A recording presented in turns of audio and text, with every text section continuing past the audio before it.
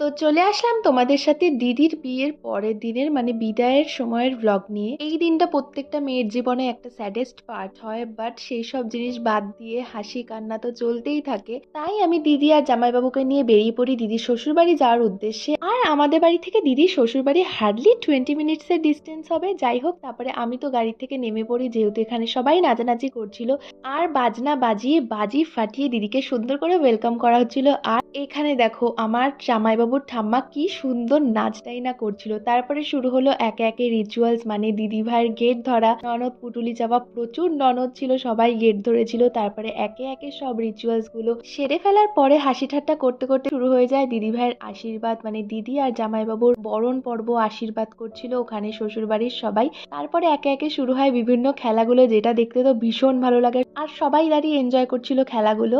তো দিনটা তো এভাবেই কেটে গেল। দেখা হচ্ছে তোমাদের সাথে নেক্সট ভিডিওতে।